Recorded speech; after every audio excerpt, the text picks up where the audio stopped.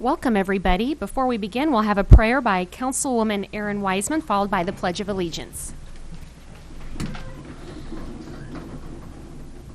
Lord, we are meeting today to conduct matters of business. Guide our hearts and our minds in the spirit of fairness, right thought, and speech. Impart your supreme wisdom upon our activities so that our affairs may reach a successful conclusion. Thank you for being our source of guidance today. Amen. I pledge allegiance to the flag of the United States of America and to the republic for which it stands, one nation, under God, indivisible, with liberty and justice for all. This time I'll call to order the meeting of the June 20th, 2016 City Council. Mrs. Powell, roll call, please. Branch. Here.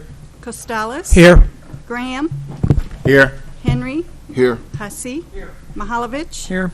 Prather. Here. Schreiber. Ward. Here. Wiseman. Here.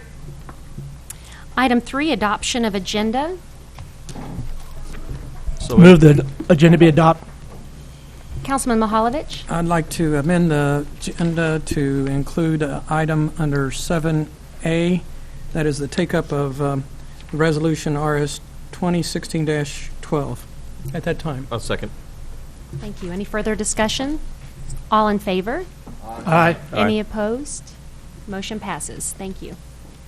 And at this time, too, I'd like to recognize, I always like to ask if there are any scouts in the audience this evening, and I do see we have one here. And if you'd like, you're welcome to come up to the podium and say your name and maybe what school you're from. And if you're working on any project, you're welcome to announce that as well. Thanks for being here tonight. I am Thomas Nichols. I am from Troop 11. I am going to Lewis and I will be going to Simonson, and I am here because I'm working on my merit badge communications. Wonderful. Good luck with that, and thanks for being here.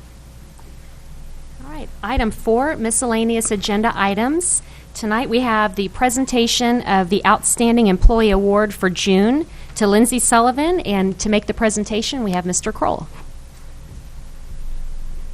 Thank you, and I'll have Ms. Sullivan come up and Drew Hilpert, immediate supervisor. This is Lindsay here. It is my pleasure to recognize Lindsay Sullivan, City of Jefferson City Deputy Court Clerk, for receiving the Outstanding Employee Service Award for June 2016. The recognition is not only for the specific examples of outstanding service I will mention in a few minutes, but is also in recognition of all the service Ms. Sullivan provides to the citizens of Jefferson City on an ongoing basis. Lindsay Sullivan has been with the city for more than 10 years, having first started as a part-time employee, then becoming a law department assistant and deputy city clerk, and now works as a full-time deputy court clerk. Paraphrasing some of the comments submitted for the nomination, Ms. Sullivan is the primary point of contact for defendants in municipal court. Ms. Sullivan also provides everyone who comes to the court service window helpful and professional assistance. For situations in which Ms. Sullivan has to deal with upset or stressed people, Ms. Sullivan does an excellent job of diffusing situations and assisting those customers as well. Ms. Sullivan also works directly with the parking division to assist in the enforcement of parking regulations, and which also entails creating the wheel clamp or the boot list. Ms. Sullivan has been the only employee to work on this list since the city switched over to the new court software several years ago. Ms. Sullivan worked on this process and has vastly improved our ability to enforce parking regulations. In addition, Ms. Sullivan works extremely well with police records and assures a seamless transfer of information. In court, Ms. Sullivan facilitates an extremely busy caseload, which includes filing cases, probation reporting and filing, and conducting criminal background checks. It is an extremely demanding job, and Ms. Sullivan keeps up with all the demands and continues to exceed the job expectations. Ms. Sullivan was the first point person for the court in implementing the court software and is able to work directly with the software provider to make needed changes. Ms. Sullivan also serves as the first point of contact for citizens and customers in City Hall. And Ms. Sullivan also provides additional assistance to co-workers to be helpful, such as when Ms. Sullivan covered the administration office while the other employees were attending the city's employee appreciation luncheon. So congratulations and thanks to Lindsay Sullivan, City of Jefferson City Deputy Court Clerk, on receiving the City of Jefferson Outstanding Employee Service Award for June 2016. So great. And you have some friends with you, some visitors. Want to introduce them? And some coworkers. Want coworkers stand maybe? Okay. And your family member. Well, congratulations. So thank you. And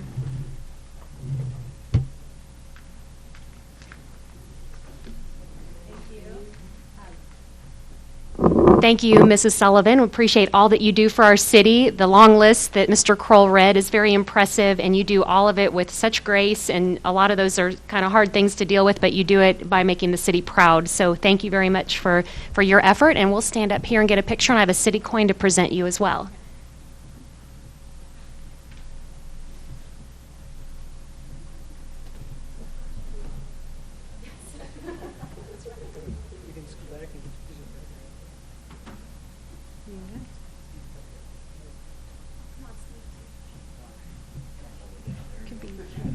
Lurking in the background. Very good.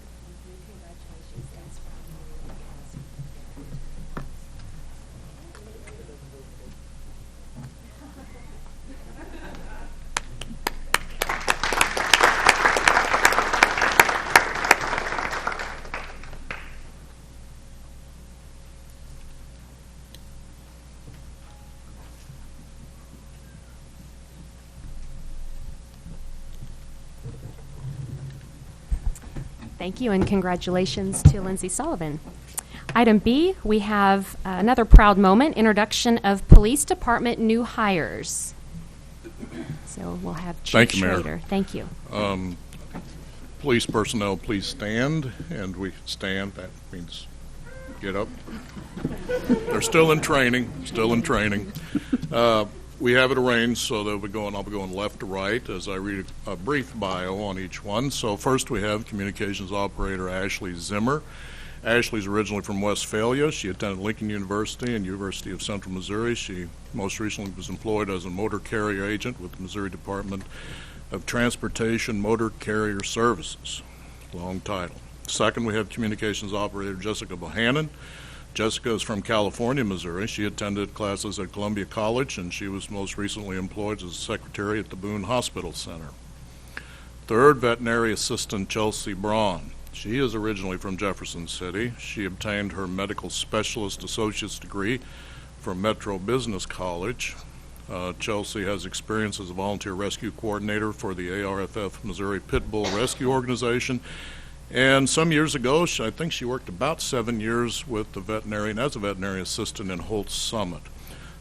She was most recently employed as a registered medical assistant at Capital Region Medical Center. Next, we have Officer Desmond Wilson, who graduated from Jefferson City High School. He attended Lincoln University and Westminster College. Desmond most recently was employed as a consumer loan specialist with Sun Loan Company. He graduated from the Law Enforcement Training Institute at the University of Missouri on April 15th. And he was voted, this is important, by Academy faculty as the most outstanding recruit. He also, I think, as I remember, rushed for almost 2,000 yards in Jeff City behind a left guard by the name of Schrader. Just thought I'd throw that out there. So, and he's quick to share that recognition. Officer Seymour's not here. He's in, I guess, the National Guard. He's got some National Guard obligations. But he was a combat medic, served a tour in Iraq, was a corrections officer, and I'm glad to have him here. Officer Seymour graduated with Officer Wilson. Officer Christina Greenwald's originally from Houston, Texas. She has 6 years' experience as a communications operator for the city of Houston. She's fluent, she's bilingual, fluent in both English and Spanish. She graduated from Missouri Sheriff's Association Training Academy in March of 2016, so she's a licensed law enforcement officer in the state of Missouri. Finally, We have Officer Brent Alpers. Brent is originally from Versailles. He has a bachelor's degree in biology from Central Methodist University. He was employed for over 10 years at Gates Rubber Company in Versailles. He attended is attending Law Enforcement Training Institute at the University of Missouri, and Brent will graduate August 12th. So we have a few more than usual because we skipped one of our hiring processes, so we brought the last two here at one time, and that's why we have more than what we usually introduce. So anyway, that's our group. Thank you.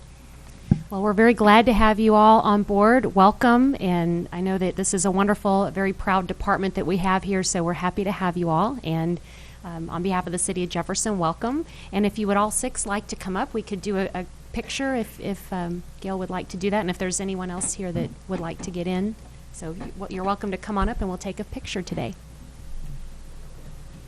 Yes, Councilman Graham. Chief, there's also a Damian Dawson here. Is he out and about? No, he's not with us. Oh, okay. His name was on the sheet. Yeah, it is. That was a mistake. Okay.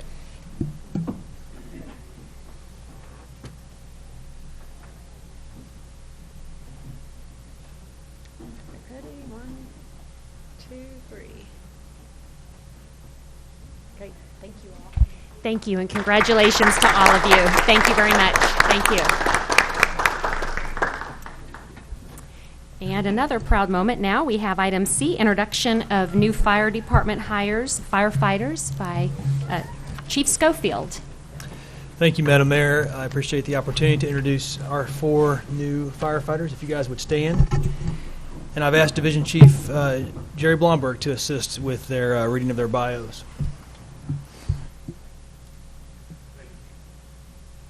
Thank you, Chief. Again, from right to left. Colin Wright is originally from Columbia, Missouri, and has worked locally as a paramedic for the last 12 years. Firefighter Wright has been married to his wife, Sarah, for 12 years, and they have a son, Will, who's 10, and a daughter, Ashley, who's 6. Colin started with the Jefferson City Fire Department on May 23, 2016. Justin Whitinger is originally from Vienna, Missouri. He said his life goal was to become a professional firefighter. He entered the fire service in 2010 as a volunteer for Vienna and then volunteered for Boone County Fire after high school graduation. He started his professional fire career with Battlefield Fire District in 2014. Justin started with the Jefferson City Fire Department on May 23, 2016. Excuse me. Devon Rhodes is originally from Belleville, Illinois. He graduated from the St. Louis County Fire Academy in May of 2015. Firefighter Rhodes has 2 beautiful daughters, Alyssa, who is 3, and Kaylee, who is 2 months, and his 5-year-old stepson, Braden, along with his loving fiancée, Ola. Devon started with the Jefferson City Fire Department on April 18, 2016. Sean Henning is originally from St. Louis, Missouri, where he began working towards his career goal to become a firefighter. After completion of EMT courses, he worked as a firefighter EMT in Mississippi. Sean's been married to his wife, Virginia, for the last year and a half. He hopes to be an asset to the department and the community of Jefferson City. Sean started with the Jefferson City Fire Department on April 18, 2016. Wonderful. We're glad to have you all on board as well. It's a fine department that we have, and on behalf of the City of Jefferson and the City Council, welcome to all of you. And if you'd like to come up, we can get a group photo as well.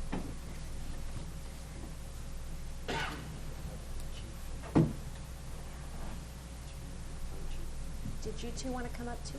You want to?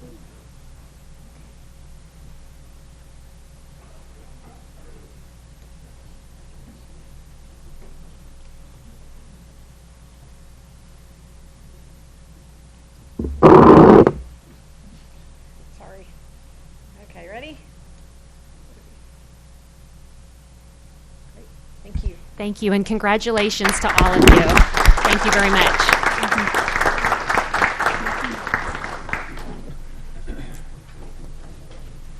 All right. And item 5 now, we have public hearings. There are none scheduled tonight. Item 6, appointments by the mayor. There are none. So we'll move on to item 7, presentations from staff, consultants, and invited guests. We'll start with item A, Mr. Bill Farr, Cole County, City of Jefferson Hazard Mitigation Plan. Thank you, Madam Mayor. I've been reporting to the Public Safety Committee for the last several months on our activities with the Cole County Jefferson City Hazard Mitigation Plan. We finalized that back in May. So it's now up to the communities within the county to do the resolution speaking in favor of this. A little bit of a history on this. Our hazard mitigation plan is reviewed and updated every 5 years by federal government standards and laws. So the last time this was completed was in 2011. This is comprised of city, county government, which both entities were very involved in. Our communities within the county, including St. Martin's, St. Thomas, Russellville, Wardsville, Taos. So all those mayors come to the meetings. We hold 2 meetings every month, so we've been doing this for 5 months. Throughout the hazard mitigation plan, and this is something we look at in the executive summary. It's very simple to read. In fact, Steve wanted to know if I was going to read the whole thing tonight, but I think I'll kind of bypass that. But this is something that hazard mitigation saves lives and property. It's things that we look at in our community that can save those lives and property during a disaster of any kind, man-made disasters or any other thing that might come to our community. We had a very, very good working relationship, both city and county government, public works, community development, law enforcement, fire, all the entities working very close together. Jefferson City Public School, Eugene School, Russellville School, Blair Oak School, all was included in this. Our utilities, American Water was there as representatives, Ameren UE. We had all the water districts that came to meetings. If something within that jurisdiction guideline kind of met something that we could look at. The most important thing, very briefly, is the mitigation plan is something that we look at as far as a good working relationship in our community with all of our entities. And looking at anything that we think that could happen during a flood or a tornado or an ice storm, a man-made event, cybersecurity is mentioned in there, a lot of new things. If we can put those in our plans, that we recognize those as a community, if something should happen towards that, we're more likely that the federal government's going to look at that. If there's a disaster declarations that they did recognize that, we need to try to help with that. Now, I'm not here to say that they're going to 100% fund something, but it is something that we recognize. We went through this in 2011, and it was a little bit more broad. This year, the federal government wanted us to do what's called an all-hazard plan, and that really made a lot more sense to most of us in emergency management, because our local emergency operations plan for the city, county, and all the communities is about 360 pages. It is an all-hazard plan, so now this plan really works good with that plan. So I'll take any other questions that anyone might have. Thank you. Any questions from council? Councilman Mihalovich? I got 2. One is, there's a list of the National Historic Register. Is that state or federal? That's not our own. I think that what that looked at, Councilman, is they call them recognized structures within your community. So if there's something, say if we have a historical type structure that we really look, is there something that might happen to that we can try to prevent, say in a flood? So that would include local, state, and federal, yes. Okay. And then the second question was, you said the last one was 2011. Is that available somewhere, that last plan? It's still online. I failed to mention, this was a cooperative agreement. Our Mid-Missouri Regional Council, as most of you know that work with in our 5-county region, SEMA, State Emergency Management, actually contracts with them to do this, so they provide the staff and all the resources. So that's a 75% match of all the people that came to the meetings and the many hours we spent. Our soft match toward that is our hours that was included, so it did not cost the city and county anything for that. So the 2011, I believe, Rick, is still on their website, yes. It's about 130-some pages, I believe. The reason why I ask is there's some interesting figures here about assessed market value and assessed and market value, and I'm kind of curious how those have changed throughout the next. It would be. You know, that's a good thought. I haven't looked at that myself.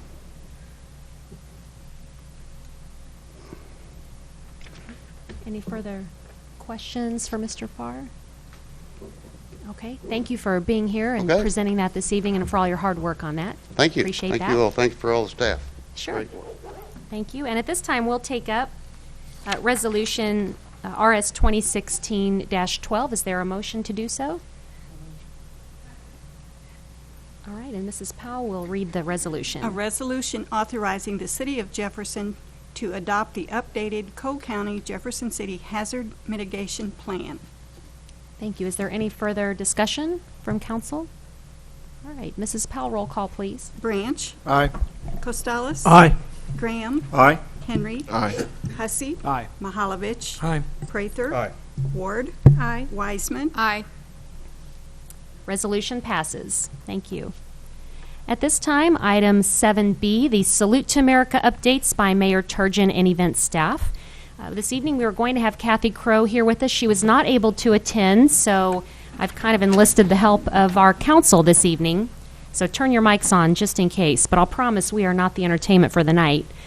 Kathy Crow is the Salute to America chairperson, and I am the Salute to America Foundation chair. So working together, we work very hard on this event. There's a lot of volunteers and sponsors that make the July 4th festivities happen. And this is the last council meeting before the July 4th event, so we wanted to announce all of the exciting and wonderful things that are happening. As you know, July 4th falls on a Monday night, so that kind of opens up the whole weekend for activities. So I want to start by talking about what's going on Sunday, July 3rd and Monday, July 4th. So I will announce a few of the events and highlight them, but you can also check all of these out on the web at salutetoamerica.org. Also, you can check out Facebook. They have several things listed. And if you really want to be on top of it, they have an app this year. It's called Palaroo. So if you get the Palaroo app, you can, on your phone, check everything that's happening at these festivities. So mark your calendars to start with for the festivities on Sunday, July 3rd. There are many events happening, including Missouri American Water Carnival Land. That's 4 to 11 p.m. Everybody wants to know when that carnival is. Also, the big parade is 6 to 7 p.m. on that Sunday evening. It's the Salute to America Parade celebrating Lincoln University's 150th year, and they will also have their band. So for one of the first times, we're going to have a band in the July 4th parade from Lincoln University. So looking forward to that celebration. That evening on Sunday, July 3rd is also the Not Not opening ceremonies at the Capitol. It's 7:30 to 8:30 that evening. And then from 8:30 to 10, there is a free concert on the Capitol lawn for featuring the Ozark Mountain Daredevils. So a lot of exciting things happening. Even though the Capitol's under construction, there still is the free concert that evening. So that's all happening Sunday, July 3rd. Monday, the big day, July 4th, is an all-day event in the downtown area. It kicks off at 9 a.m. with the Red Bike and Blue Fun Run. Register at 8 a.m. that morning at Red Wheel Bike Shop on West Main. Entertainment and different stages going on that entire day. All kinds of fun things to do for families and kids. From 11 a.m. to 9 p.m., there's entertainment on almost all the stages located within the downtown. The carnival is again that day from 11 a.m. to 10 p.m. And that evening, the big entertainment is from 7 to 9 p.m. on the Capitol lawn is featuring music by Groove Thing. That is brought to you by the Riley Automotive Group and Midwest Block and Brick. And then featuring at the end of the night, the Red, White, and Boom Missouri Credit Union simulcast fireworks show. And Jefferson City, as you all know, has the best fireworks show out of any city anywhere around here. It's definitely a big deal. And so that evening, Monday night, July 4th, it will be simulcast on Nash FM. They even have the music to coordinate with the fireworks. So everybody bring your families, and fireworks begin at dusk on Monday, July 4th after the Groove Thing concert. So those are a lot of the events that we've really grown accustomed to love every year. Those are all free events. Looking forward to that. Bring your families. But this year we've added something new to the agenda. Saturday night, July 2nd, there is an event at MSP at the prison, because as we realized the Capitol was under construction and we realized we're growing this event so much, we thought, how can we grow it even more and outdo what we've always done in the past and make it even better? So Saturday night, July 2nd, we're having a concert. Travis Tritt will be coming to the prison. Tickets are on sale now. They're very limited, so don't wait too long. You can get tickets online at salutetoamerica.org. Also going along with that, there's even a dinner inside A Hall donated by Prison Brews. Very limited. In fact, I think they have about 4 tickets left to the dinner, so you probably waited too long for that. But you can still get tickets to the Travis Tritt concert. Doors open at 4, and there are 3 bands coming on before Travis Tritt, starting at 5, 6, and 7. And then Travis Tritt comes on at 8 p.m. that night. So the other bands that will be featured that night at the prison that are included in this are Hillbilly Vegas, the Jason Bertrand Band, and the Shotgun Billies.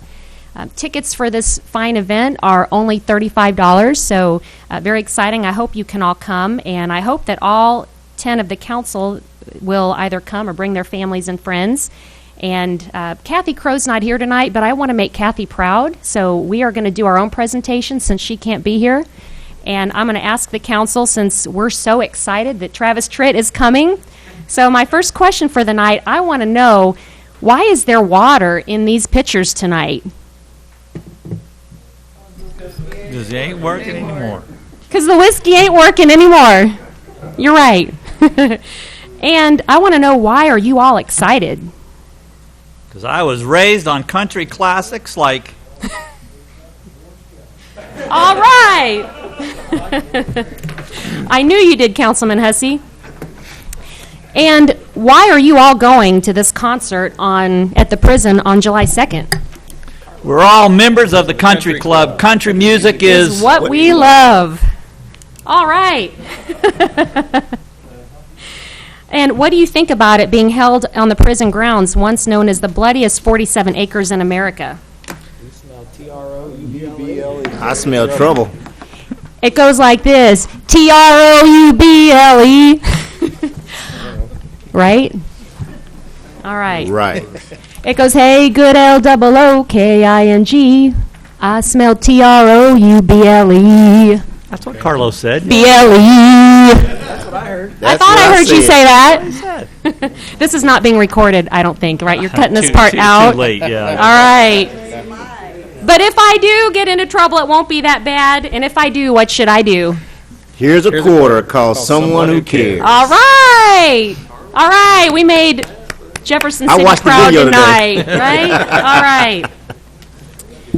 So tonight, we're excited. The council is excited to share that Travis Tritt will be here on July 2nd, and I hope that you all go. Don't wait too long. Tickets are very limited.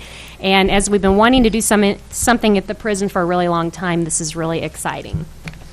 I had a question for you, Mayor. What's your question? My question is, did you ever think Travis Tritt would come to prison? Tell me I was dreaming. Sorry, I heard a laugh over there. Yes, I am so excited, and we're not dreaming. Travis Tritt is coming, and we are finally doing something at the prison, so let's get excited, July 2nd. All right, on to the next thing on the agenda. Thank you, Council. Y'all are my good backup singers, and I promise we will not be the entertainment for that night. Okay, item 8, announcements by the mayor, as if I didn't have there already. Check out your council committee meetings on jeffersoncitymo.gov for the calendar for our standing committee meetings. I have a few announcements myself. I wanted to announce the Food for Kids, which is starting June 27th. There will be free lunches distributed at Second Christian Church, and we do have some city folks that are involved in that free lunch Food for Kids event, so I wanted to share that, and I did send an email to the council about that event today. Also, last week on Friday, we had a dedication for the Foot, which is a plaque that was placed on Lafayette Street near Lincoln University in the former location of what was known as the Foot. There's a lot of really deep, rich history in that area. It was a wonderful ceremony. We had most of the council in attendance, and at the next council meeting, we will have a presentation about that Foot dedication, so we will look forward to that. Item B, I'll have Mrs. McMillan make an announcement about the upcoming food code update. Thank you, Madam Mayor. We are embarking on the task of updating the food code. The current food code was based on a 2001 model food code that was promulgated by the Food and Drug Administration. We're proposing to adopt the 2013 State of Missouri Food Code. So we are going to host some open houses to invite people to come in and talk about that if they're interested. first open house is July 14th. It's a Thursday. Second one will be on July 19th, Tuesday. And those are both from 3 to 5 p.m. in the large conference room.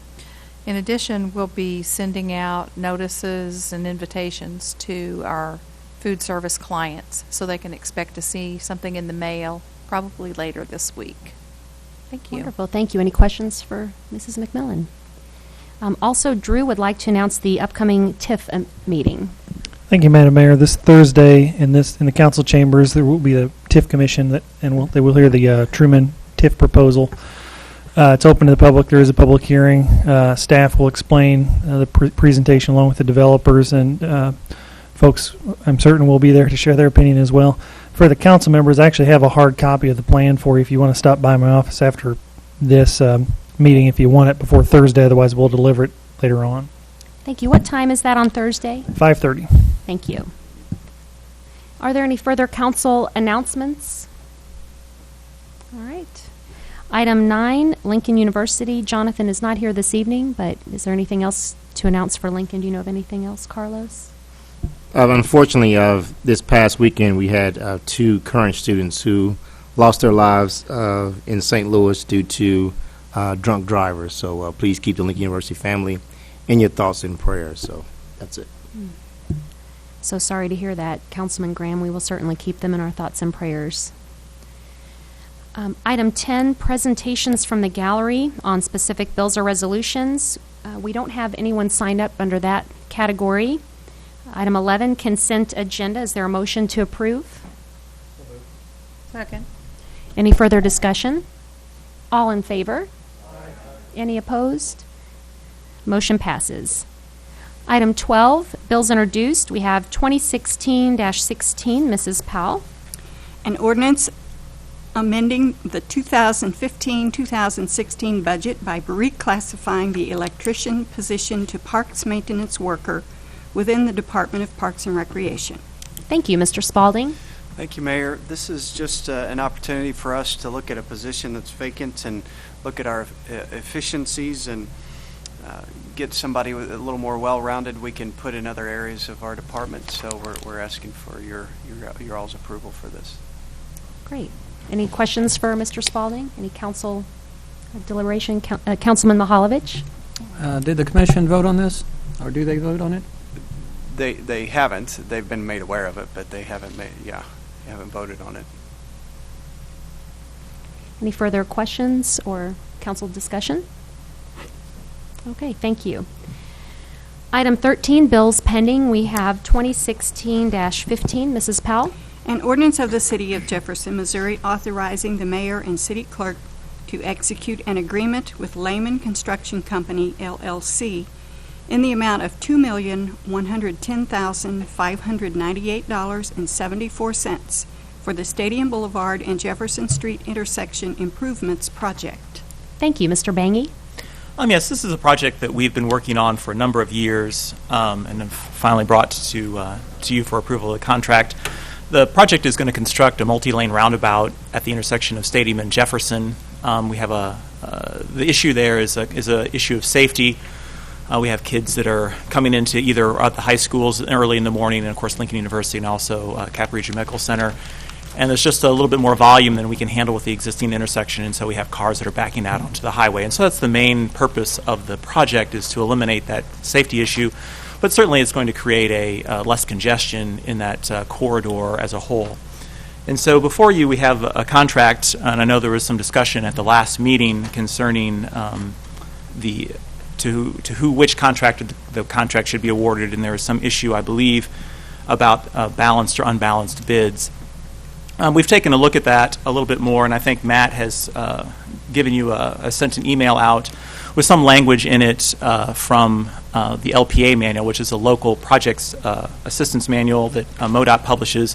And the reason that's important is because there are federal funds in this project, and so we have to get concurrence from MoDOT for these projects in order for them to move forward. And so just some of the language in there towards the end of the email basically is talking about materially unbalanced bids. I think there was a question raised about 3 of the items in the document. I think one of them was the removals earthwork, and mobilization, I think, were the three that were brought up. In some ways, those being lump sums are sort of fixed costs, and so those numbers aren't going to change. And so in some ways, that's a good thing for us. We know exactly what that number means.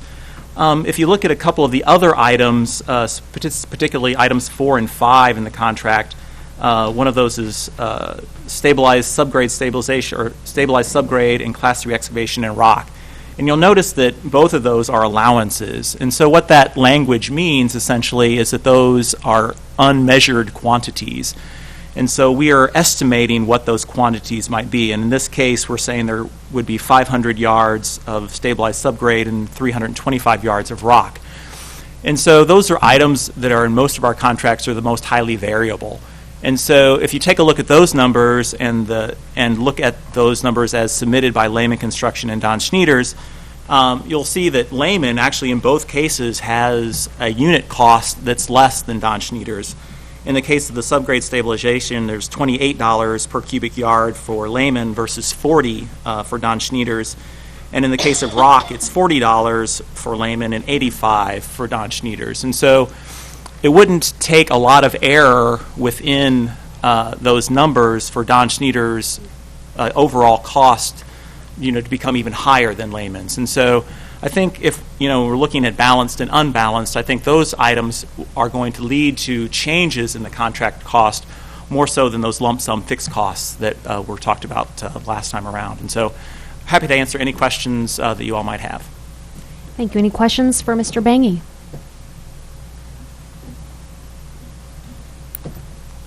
Councilman Mahalovich. I'm still a little concerned about the one item that we talked about that was debated to us or presented to us as being unbalanced, and that still draws enough concern to me to not be wholly supportive of this bid. Right, and I think the three items that were in question last time, I believe, were removals of improvements, earthwork, and mobilization. If you look at those numbers collectively, so if you were to take those and add the three of them together, both or all three, if you look at the engineer's estimate, Lehman, and Don Schneiders, collectively the engineer's estimate was $398,000. Lehman's number added all together was $417,775. And Don Schneiders was $408,540. So the difference between Lehman and Don Schneiders in that instance is only 2% if you consider all three of those numbers together. And like I said, those are a fixed cost. We're going to be paying that amount of money to them regardless of what happens on the project. And so while Lehman's removals and earthwork were very low and his mobilization was high, Don Schneiders had a high removals and earthwork and a low mobilization. And so when viewed as one, the numbers essentially wash out. Lehman, we had spoken with the contractor and asking him, what led to his mobilization number being significantly higher. And his response essentially was that he had received a number of bids from his subcontractors very late in the process. The bids, when they submit them, are due at 1:30 in the afternoon, and if you don't have them there, then they can't be accepted. And so I think he was still waiting on some numbers from some of his subcontractors and waited and waited and waited, and then ultimately made the choice of putting a number down for that sub since they didn't get it submitted to him in enough time, and then put some additional money in mobilization to cover some of those costs were they to be higher. Councilman Mahalovich.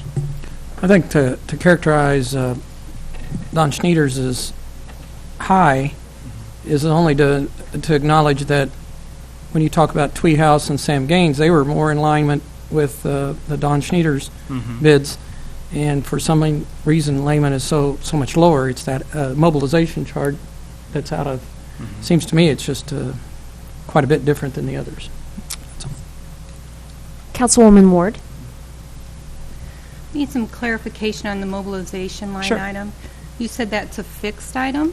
Correct. Okay, so they'll be receiving a percent of that. with the start of this project? Right. We're following MoDOT standards, and so they would receive 25% of that money in the first payment that we make to them. And then by the time that we reach 50% of the overall project cost, they Another would have 25. received all of it. So in between the first payment and 50% of the total project, they would have received all of the mobilization number. And So when that- is the project supposed to begin? We're hoping that the project can begin the second week of July of this year. Of yes. this year? Councilman Prather? One more. Oh, excuse me. Mhm. So you said the subcontractors added their bids into the mobilization, which is fixed. Mhm. Should those have been in another line item, which would have been adjustable? Right. In some Because- ways, it's a risk doing that because, for instance, and I think I had used the example of striping earlier. If, for instance, we were to, for some reason, decide that we wanted 2 stripes instead of 1, and the amount of striping doubled, they would still be paid at, for instance, $3 a foot for that striping, even though it might be costing them $4 a foot. So, in some ways, it's not good for the contractor to sort of make those switches because ultimately if you start overrunning some of the unit items, it doesn't really pan out all that well. But they do that sometimes if they're in a hurry or having trouble getting bids from subcontractors, and it's happened before. Councilman Prather? You mentioned the variable costs, and you mentioned that it could go over, but on the other side, could it come under bid? That is true. Those items could be less. How would that affect it? It wouldn't really affect it except that we would not spend as much. We would have anticipated spending more money than we are. I don't know how to explain that exactly. We would be, if, for instance, with the rock excavation, we were planning on spending $85 a yard for it, and so the contract accounts for that fact that we were going to spend $85 a yard. Now, if we suddenly, have 1 yard less than what we thought, well, we would not spend $85 that we thought we were going to spend. Yes, the possibility of us spending less money from what we anticipated spending is true, but it doesn't really mean anything necessarily. Councilman Prather? Say, for example, we would accept the senior's bid, and you'd have to go back. Could you take us through the process of what we would see going, back through the county, back through the state, Right. and what effect would this have on the project? I think the memo alluded to it. Yes, we have already received concurrence from the county and from the state, both, and so those would be processes that we would have to go back through. I would imagine. I've not been part of that process before, so I'm not entirely for sure. I don't believe, based on the information that I've read from MoDOT and conversations that I've had with them since the bid came out, that I would think that we'd be jeopardizing our federal funding if we were to not go with Lehman Construction, since he was a bidder that met all the qualifications. And so I think on this particular part of the contract, we're looking at spending almost $500,000. The total project, federal funds involved in this project are $787,707. Which some of that we've already spent on the traffic study and then some on the design. So in some ways we might be putting those funds in jeopardy as well. But MoDOT hasn't told me that directly. In terms of the county, they're paying 50% of the project after we take out the grant funds. And so, in doing such, they would be, I think it was $8,000. So it'd be $4,000 more that they would need to come up with, which, I imagine would not be overly burdensome. But but certainly we'd have to be able to explain to the commission why we believe that that would be necessary and get their approval. Councilman Costales. Thank you, Mayor. Mr. Bangy, you brought up about the federal funding there, Yes. and that's what I wanted to bring up, is that if we don't do this, the possibility that us and the county is going to be on the hook for $787,000, that it's not in our budget. You know, yes, I'd like to do with local preference, but MoDOT and feds don't allow that, and I don't want to risk about $390,000 of city funds to save $9,000. And one other thing, the timing too would be affected. You know, ultimately, if we needed to go back and begin to rework this, you know, the anticipation. I think in response to Ms. Ward's question about when we planned on starting, you know, July, you know, the second week in July, that sort of allows us that opportunity to get some of that work done before school starts up again. You know, certainly this area is very affected by school traffic, and so we have about 4 or 5 weeks in there where we'd hope to get the eastern leg of stadium completed so that we'd be out of the way before school starts and the public school kids were, you know, going that direction. And so with, you know, with needing to go back perhaps and revisit both the county and the state, you know, we'd probably miss that window in terms of our timing. Thank you. Any further questions or council discussion? Okay. Mrs. Powell, roll call, please. Costales. Aye. Graham. Aye. Henry. Aye. Hussey. Aye. Mahalovich. Nay. Prather. Aye. Ward. Nay. Wiseman. Aye. Branch. Aye. Bill passes. Item 14, there's nothing on the informal calendar. We've taken up the resolutions under 15. Item 16, presentations from the gallery on all other topics. Individuals will have 3 minutes to present on any subject. And we do have one person who has signed up this evening, Shimin Zong. Welcome. So if you just state your name, and you have 3 minutes to speak about any subject. Okay, thank you. Greetings, Mayor. Greetings, council members. My name is Shimin Zhuang, and I have been a resident of Jefferson City since 2010. For many years, I have been involved in efforts to raise awareness about something terrible happening in China, the country of my birth. I'm here today to share some good news with the council and committee members. Last Monday, the U.S. House of Representatives unanimously passed Resolution 343 condemning China's state-sanctioned forced organ harvesting from practitioners of the Falun Gong, meditation, and other prisoners of conscience. When I heard the news, my first feeling was not excitement, but deep belief that this world is not the evil's happy land, and that this world is controlled by the good people. And I feel very proud that my representative is one of those strong fighters for the good.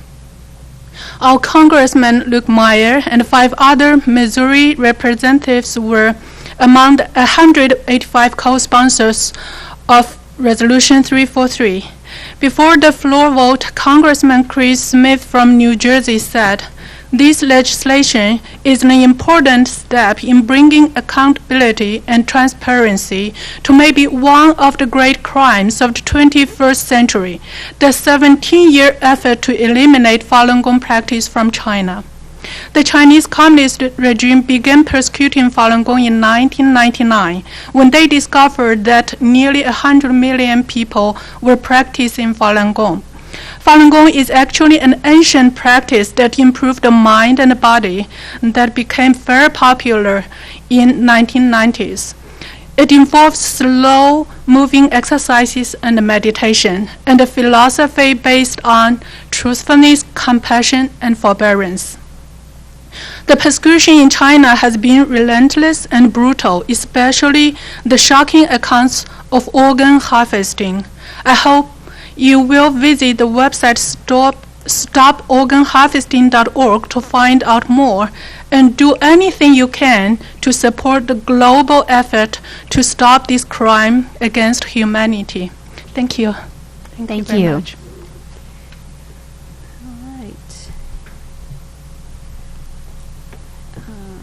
Item 17, council and staff discussion of presentation topics, and I thank Shimon Zong for being here, and you mentioned raising awareness, and I think you did that this evening, so thank you.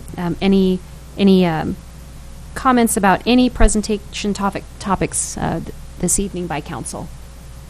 All right. Item 18, any new business? Any unfinished business? All right, item 20, is there a motion to approve the closed session minutes? So moved. Mrs. Powell, roll call, please. Branch. Aye. Costales. Aye. Graham. Aye. Henry. Aye. Hussey. Aye. Mahalovich. Aye. Prather. Aye. Ward. Aye. Wiseman. Aye. Motion passes. And before we go into closed session, item 21, I just have to ask one last time. Here's a quarter. Call someone who cares. All right, Councilman Graham.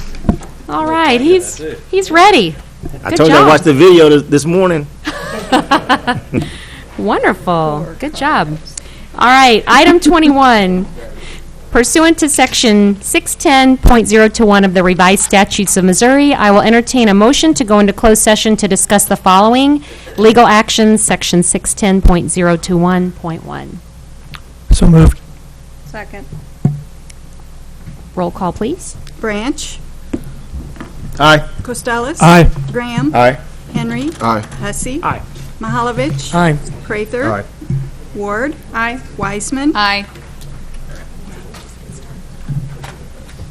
All right, so we will begin our closed session as soon as the room is cleared, and thank you all for being here tonight.